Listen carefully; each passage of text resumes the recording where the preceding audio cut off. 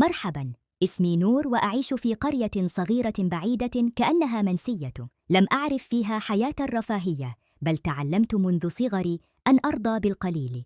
عائلتي بسيطة جداً، فوالدي يعمل حطاباً، ووالدتي تساعد في تنظيف بيوت الجيران. ورغم أن الحياة كانت صعبة، إلا أنني لم أشعر بالنقص، فقد نشأت على حلم بسيط أن لا ينقصني شيء. لكن هذا الحلم كان يختفي عندما أجد نفسي لا أملك حتى ثياباً أرتديها. في كل صباح أستيقظ باكراً جداً، أذهب إلى البئر لأجلب الماء، ثم أعد الفطور وأسير إلى المدرسة. كنت فتاة هادئة وقليلة الكلام، وأجمل لحظاتي عندما أحصل على كتاب قديم أو دفتر نظيف. لقد تعلمت أن أفرح بالأشياء البسيطة، مثل ابتسامة شخص أو منظر غروب الشمس، واستمرت حياتي هكذا هادئة حتى عرفت أن ابنة عمي ريم ستأتي لزيارتنا في القرية. كانت ريم تعيش في العاصمة بيروت، حيث كل شيء مختلف هناك، فهي تغير ملابسها كل يوم وتسرح شعرها بأناقة، وتتحدث عن حفلات لم أسمع عنها من قبل. عندما سمعت بقدومها طار قلبي من الفرح، لكنني شعرت أيضاً بالخوف، فقد كان عمري 18 عاماً ولم أغادر قريتي أبداً، وخفت أن لا تفهم ريم طبيعة حياتي البسيطة.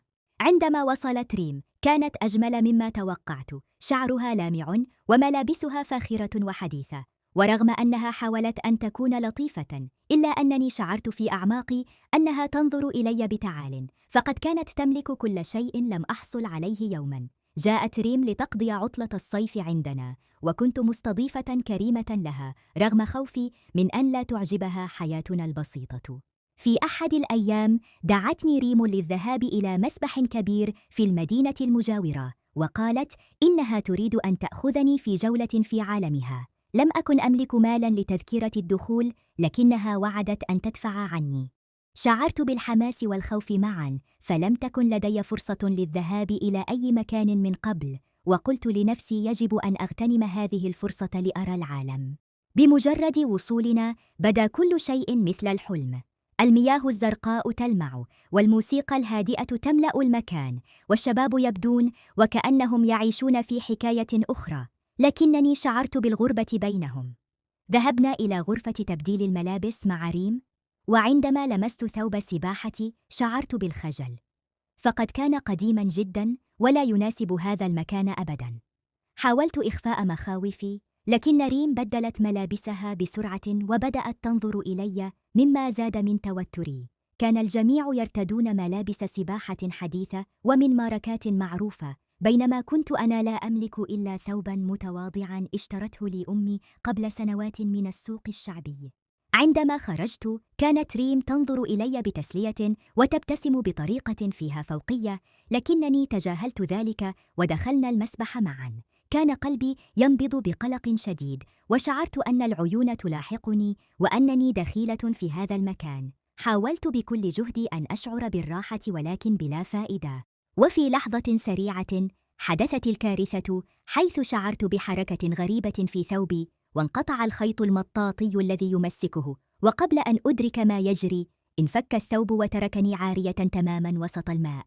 في تلك الثواني توقف الزمن، وتوجهت نظرات الجميع نحوي. لم يكن هذا انكشافاً لجسدي فقط، بل شعرت بأن كرامتي وروحي قد جرحتا تماماً، وتمنيت لو أن الماء يبتلعني. لم أجد أي مكان للاختباء، وبدأت ضحكات الناس ترتفع حولي، وأخرج بعض الشباب هواتفهم ليلتقطوا صوراً لي، وأنا واقفة عاجزة أبكي من الخجل والإهانة. جمعت كل ما تبقى لدي من شجاعة، وركضت نحو غرفة تبديل الملابس، وأنا أغطي جسدي بيدي، وكنت أتمنى فقط أن أختفي من الوجود. عندما وصلت إلى الغرفة كان قلبي ينبض بجنون، وبحثت عن ريم لتساعدني فلم أجدها، وعرفت بعدها أنها ظلت جالسة على حافة المسبح تسترخي ببساطة، وتركتني وحيدة في أصعب لحظة لم أرى فيها أي مساعدة منها.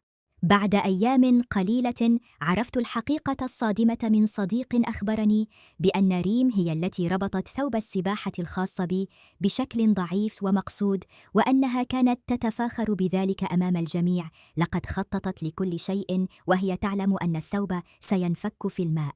عندما سمعت هذا شعرت بغصة الخيانة وتساءلت كيف استطاعت أن تفعل بي ذلك ولماذا؟ كان الجواب واضحاً حسب ما قالته لي أمي بعد ذلك: إنها الغيرة. فرغم أن ريم فتاة جميلة وتملك المال وكل ما تتمناه، إلا أنني كنت أملك نقاءً وجمالاً صادقاً لا يمكن شراؤه بالمال أو الملابس الفاخرة. في ذلك اليوم تعلمت درساً قاسياً عن البشر، وعرفت أن الحقد والغيرة يمكن أن يأتيا من أقرب الناس إليك.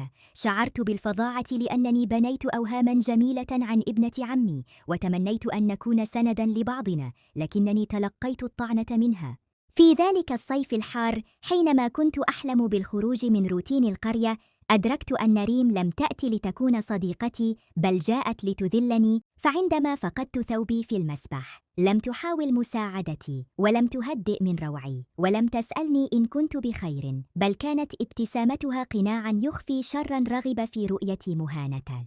في الأيام التالية تجنبت ريم تماماً، ولم أعد أريد رؤيتها، لكنها حاولت أن تشرح لي بإصرار أنها لم تقصد إيذائي، وأن ما حدث كان مجرد مزحة سيئة. لكنني كنت أعلم أن الأمر ليس كذلك. فكيف تكون مزحة وأنا قد شعرت بكل هذا الذل؟ شعرت وكأنني كنت طفلة ساذجة بدأت تفهم العالم لأول مرة، وأنه أقسى بكثير مما تخيلت.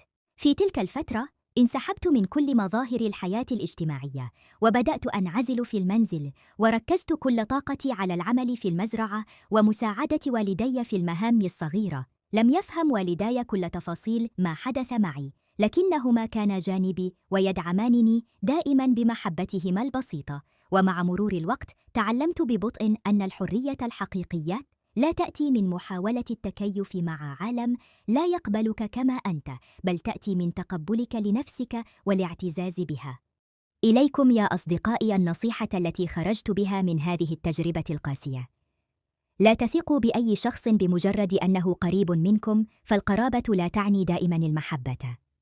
وتأكدوا أن المظاهر الفاخرة والمال لا يصنعان نقاء القلب. اعتزوا بأنفسكم وبحياتكم مهما كانت بسيطة، ولا تسمحوا لأحد أن يشعركم بالنقص، فجمالكم الحقيقي ينبع من داخلكم ومن رضاكم بما تملكون. وفي الختام، إذا أعجبتكم قصتي وأردتم سماع المزيد من الحكايات المشوقة والعبر المؤثرة من الواقع، لا تنسوا الاشتراك في قناتنا حكايات عربية، وتفعيل زر الجرس ليصلكم كل جديد. ننتظر تعليقاتكم وآراءكم، وإلى اللقاء في قصة أخرى مليئة بالدروس.